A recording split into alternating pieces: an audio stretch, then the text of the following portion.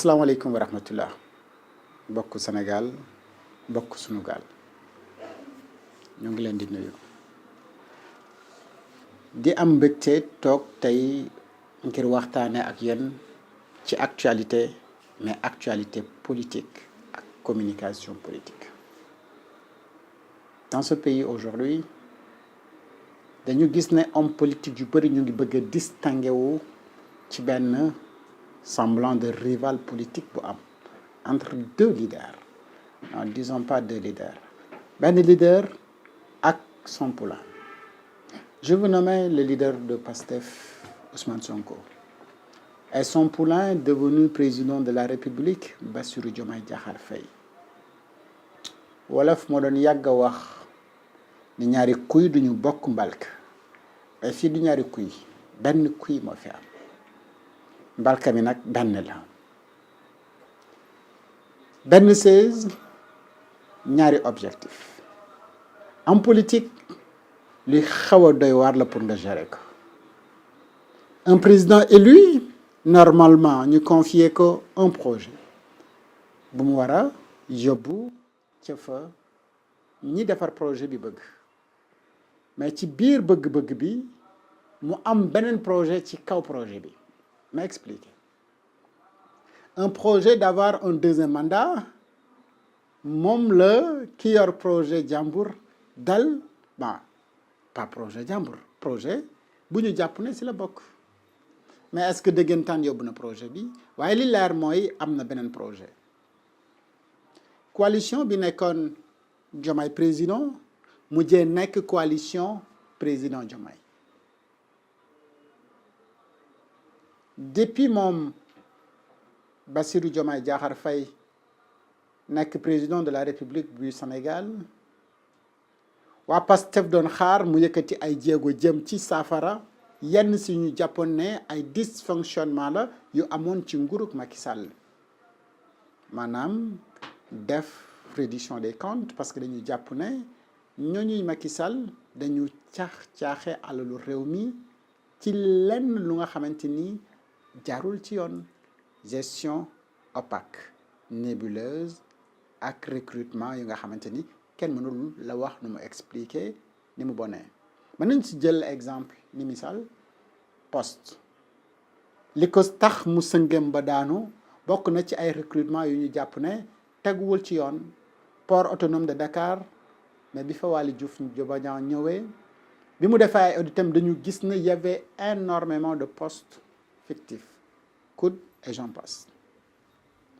ñu bëri jàppoon ne mandat wu Bassirou Diomaye Diakhar Faye dina doon bokk ci li muy liggéey mu def la reddition des comptes, mais yemuñu foofu. dafa am lu fi déclenché wu juste après Covid, les événements post-Covid. Mais ces événements post-Covid est marqué par des événements politiques de 2021 à 2024, disons. Même bu fekkee ni jeex na en 2021, mais 2024 la ñu xam ne jeex na définitivement. Plus de 83 morts, mais également plus de 2000 arrestations et emprisonnés sans justification. Lan mooy seen motif poursuite yi beaucoup de gens t'expliquent ci ay anam yoo xamante ni noonu leen jàppee ñu wutee. Mais des gens ont été torturés au vu et au su de tout le monde ay images yu nga xamante ni yu daw yaram. Que va faire le président de la République bi ñëw après régime bi def loolu yëpp? Réconciliation, paix, dialogue, pardon. Voilà les mots yi nga xamante ni moom lay gën di faral di wax. Oui, nous voulons la paix. bëgg nañu réconciliation s'il y a problème. Mais il ne peut pas avoir de paix et réconciliation sans justice.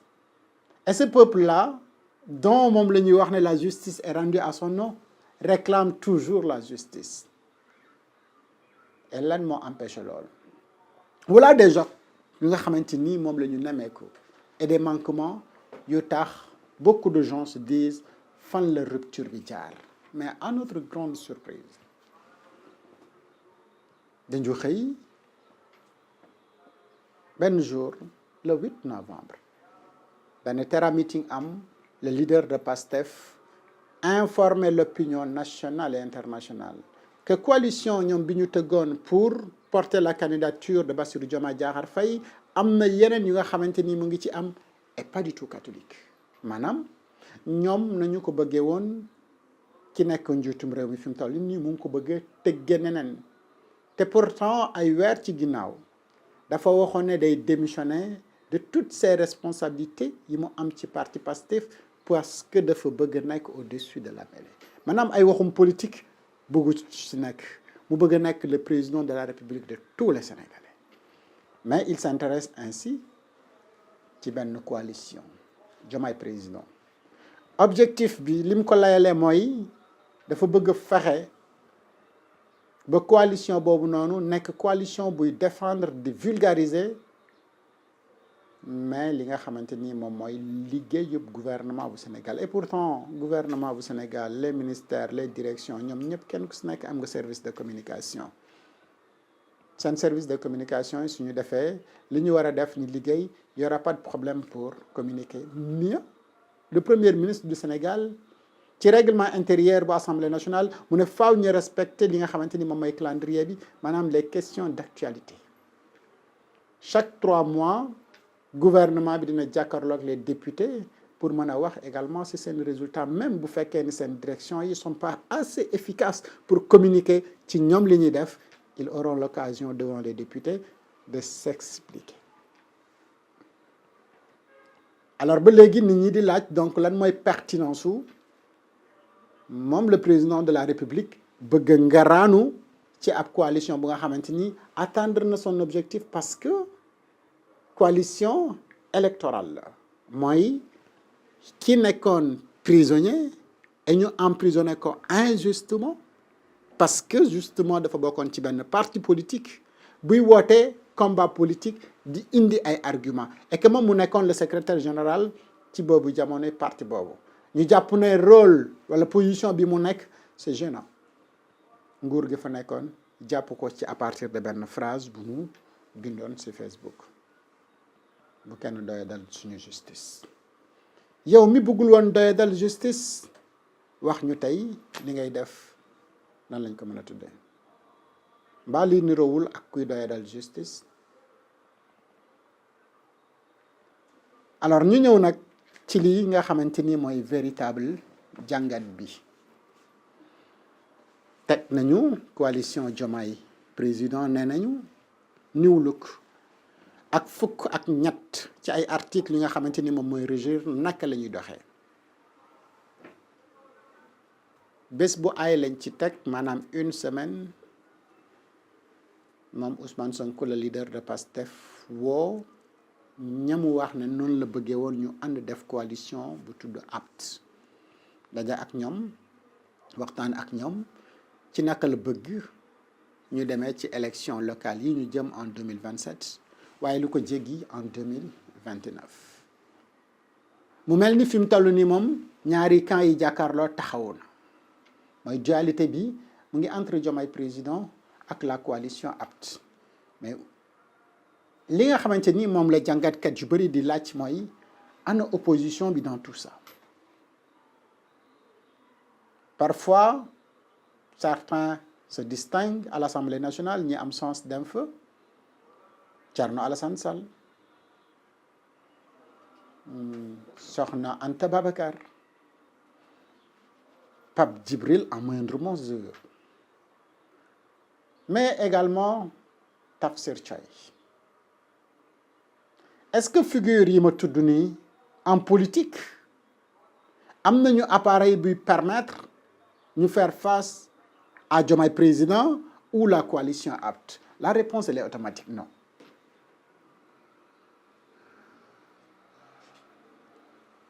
nekk ci ruxam depuis très longtemps kenn dégg ko mais juste après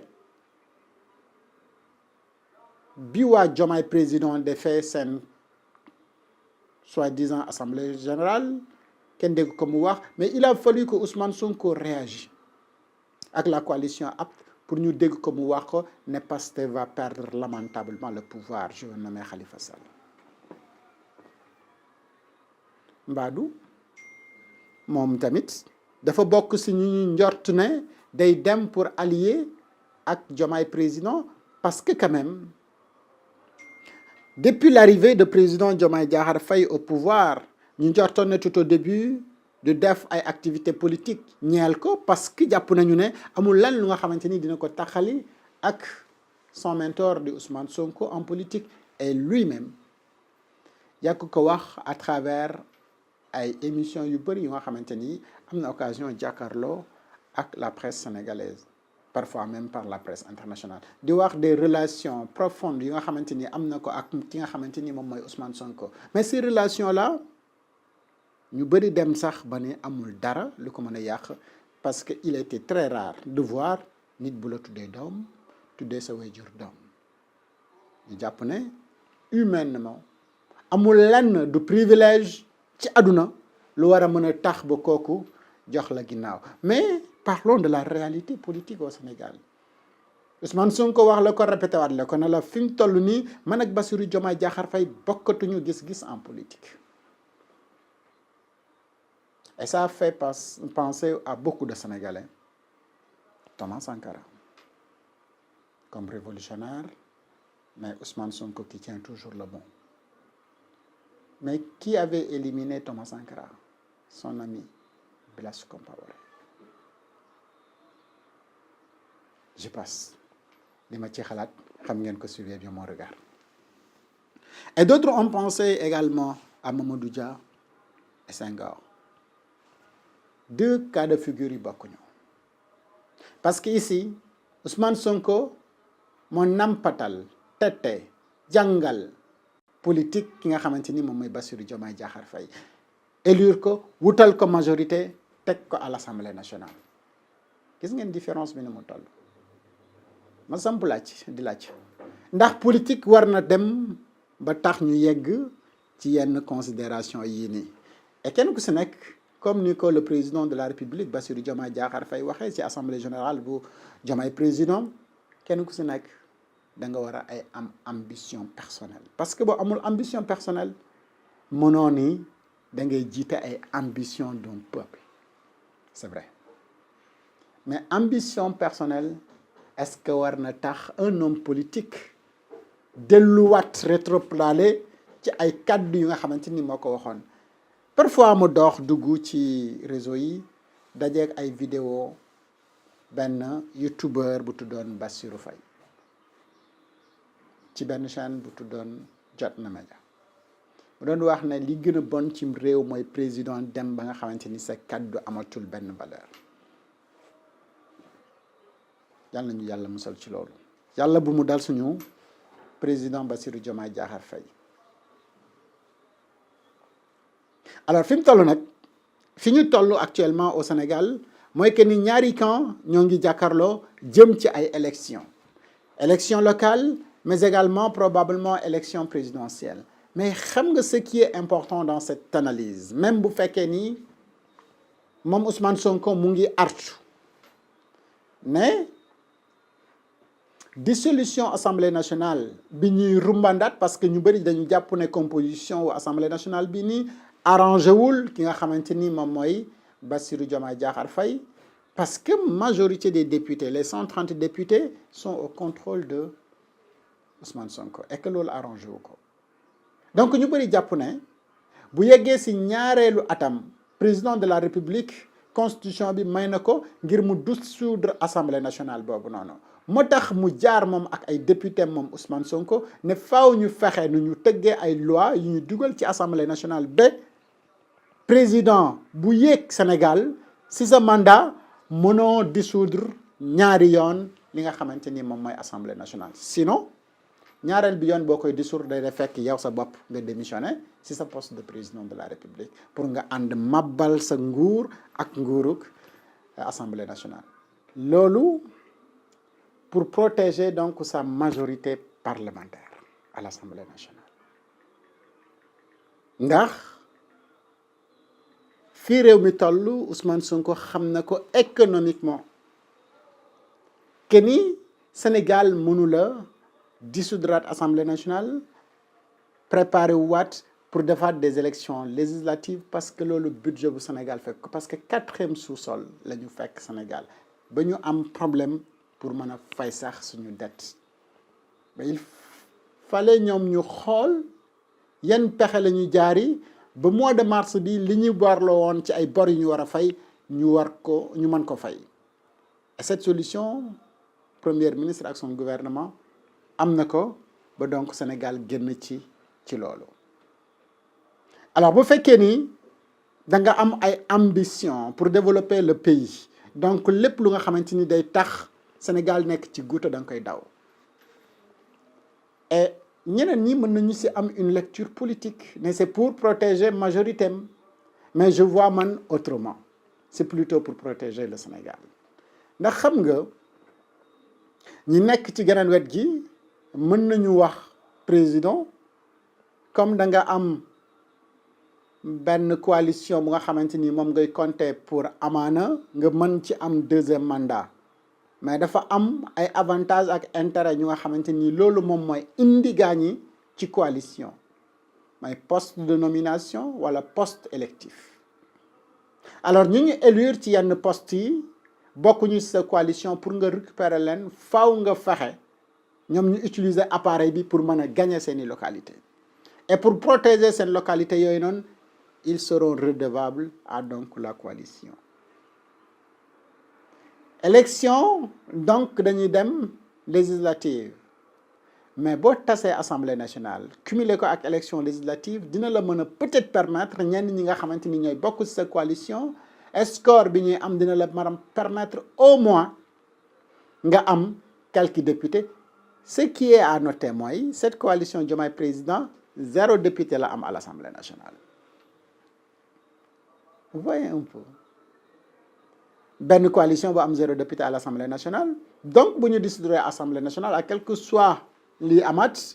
donc du amat même position bi au moins dina am 1 2 3 4 5 6 7 8 9 ba 10 députés à l'Assemblée nationale mais foofu opposition d'autres exister dans ce pays-là. La seule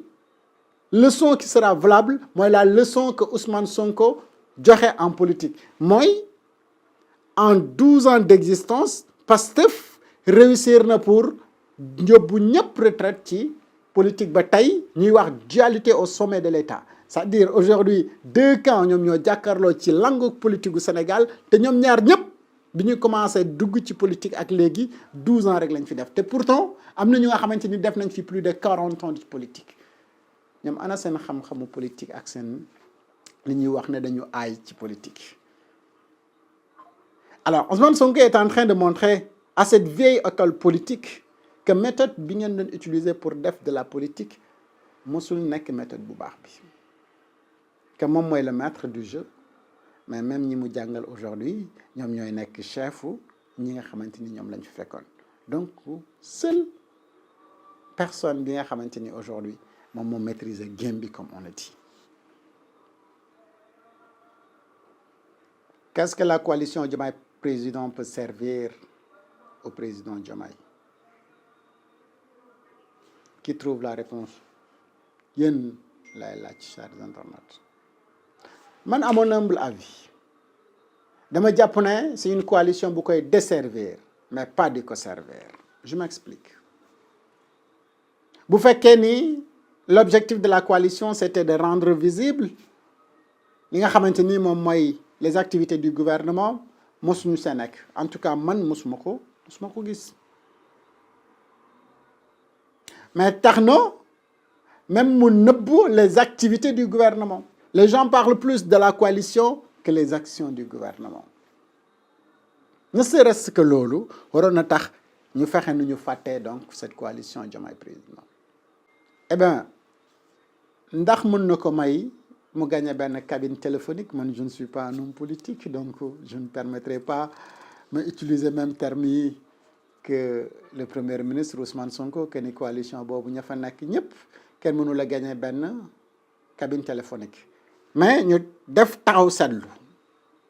si ñoom ñooñu ñëpp amul kenn ku mën a ku mos a gagné sa localité. Commençons par le président d'honneur de la coalition mooy Bassirou Diomaye Diakhar Faye xëccoo na élection locale mairie Diaganiao dañ ko gagné. Aminata Touré xëccoo na Grand Yoff dañ ko gagné. Aminata Touré xëccoo na Kaolack dañ ko gagné Aminata Touré 93 moo nekkoon directrice campagne bu Landing Savané dañ ko gagné Aminata Touré élection yi mu mës a participer yépp dañu ko gagné bi ci gën a récente te marqué esprit wu sénégalais yépp mooy seul candidat bu nekk tête de liste bu dem ak benn liste suppléant dem ak ñoom ballottage te pourtant moo nekkoon au pouvoir amoon moyen yépp da ngeen ma bëgg a wax ne Aminata Touré mos na gagné un combat politique en tout cas assisté wu ma ko man Aliou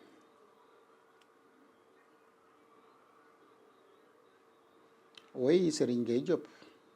gagné na localité am mais comment quand avec qui voilà la question bi ngay trouver pour xam poids politique bu Serigne Gueye Diop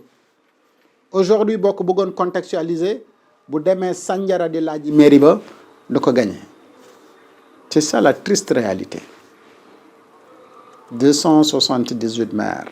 rejoindre nañ coalition bi même question bi ma posé si Serigne Gueye Diop laa leen di posé kañ naka ak kan ngeen àndaloon pour gagner seen localité yooyu noonu boo ko indee ci contexte actuel bi dara duñu ko am ñooñu Bougar noo dàq nañ ko mosuma xam sax fan la dëkk ak fan lay militer Déthié Diouf non plus Babacar Sané Ba Mbour nekkoon na Oser l'avenir bala muy rejoindre Mimi 2024 mosuma xam élection bu mu dem ci localité am je connais pas désolé donc une coalition regroupant des poids plumes en politique mënu la permettre nga gagner absolument rien du tout. Une récente histoire nous a montré am na coalition bu fi tuddoon Aar Sénégal élection législative am ay kàngam ay borom yi xam-xam quand même ñu nangul leen ko Abdourahmane Diouf n'a jamais gagné donc sa localité fàtte woon naa ko wax mais comme dama dugg Aar Sénégal moo tax sama xel na yër ci moom Aar Sénégal moo composé woon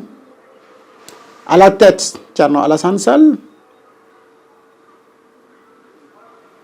Mariam Soda Ndiaye Abdourahmane Diouf Juge Dème Thierno Bocoum Cheikh Oumar Sy quand même des cadres des kàngam yi nga xamante ni au moins occupé nañu ay postes dans ce pays beaucoup d'entre eux étaient députés. Cheikh Oumar Sy brillant député à l'Assemblée nationale Mariam Soda Ndiaye très brillante à l'Assemblée nationale Thierno Bocoum également était un bon député Thierno Alassane Sall Téño un bon ministre de l'énergie du transport etc nekkoon responsable cadre APR bañ ba keroog muy génn APR di jël wàllu boppam Abdourahmane Diouf très brillant ñu xamoon ko ci réew mi ñoom ñi ñëpp bokk nañu ci benn coalition tuddee ko Aar Sénégal au moment où Pastef n'avait pas puissance bi mu am nii tey et pourtant benn mot ci élection la leen moom président de Pastef Ousmane Sonko sànni yàq complètement seen campagne au finish il se retrouve avec un seul député au moment où Pastef doon balloté ak ki fi nekkoon au pouvoir tout puissant président Macky Sall ku mën na def c'est le mot bi ñu doon dégg très souvent ki nekk ci derrière les images la voix de Ibrahima Diallo qui parlait derrière très souvent les campagnes de Ousmane Sonko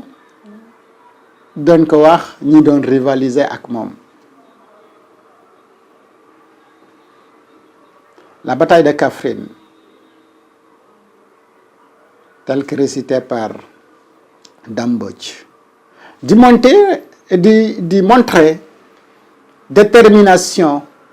mais également la vision de Ousmane Sonko à chaque fois bu nekkee sur le terrain pour faire passer son message un message bu nga xamante ni dafa éveiller beaucoup de jeunes non seulement sénégalais mais africains en général et sénégalais en particulier et beaucoup de jeunes des vieux des mamans entre autres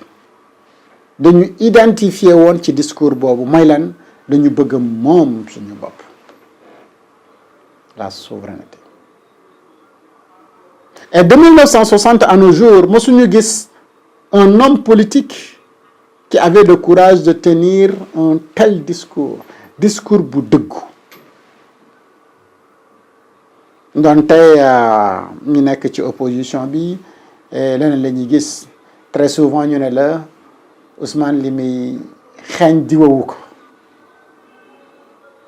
mais naka la nit mën a xeeñee lu mu diwawul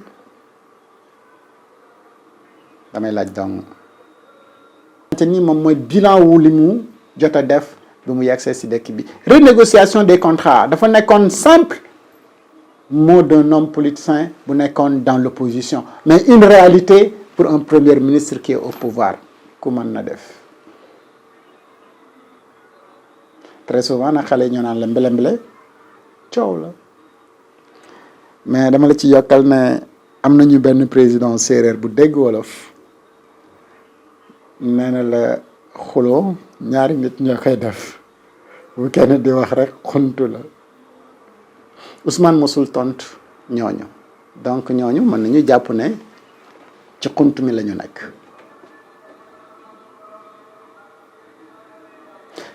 abonné partagé désormais dañu bëgg très souvent di def des vidéos de ce genre dama dagg l'analyse continué wul mais dans une autre vidéo incha allah dinañu dikkaat pour def benn jàngat bu yaatu ci li nga xamante ni moom mooy politique. Thierno Alassane Sall nee na porté na plainte góor gi Jean-Michel Sène foofee ca juridiction yu Espagne ba ñoom sax daanaka ñu ngi ciy def liggéey ne faaw rek ñu xam 37 milliards yooyu na mër fan la jaar. am na yeneen ci ay xibaar it yu nga xamante ni tàbbi na ci bésub tey bile suñu mbokk moomee di yëngu fële ca Feeling Dakar moom tribunal bi daf ko daan ñaari weeri kaso yu nga xamante ni daf koy tëdd waaye fayaale également 100 000 francs ki nga xamante ni moom Al Amin Dramé la tribunal bi dafa sukkandiku ci ab benn vidéo TikTok boo nga xamante ni benn waay moo ko def dagg-daggatee waxi imam yi moom sax si boppam moo qualifié woon ne loolu appel à l'insurrection la waaye tribunal bi jàppul appel à l'insurrection bi mais provocation la wax ne moom la imam bi doon def ci discours yi nga xamante ni moom la def demoon di ko laaj sax analyste ba ñan ñoo ci inscrire di ko laaj fan la si turam toll ginnaaw loolu yëpp bi ñu ko defee ñu jàpp ne daal kii article 80 nangam yeeg article 95 su ma juumul ak article 150 bu code pénal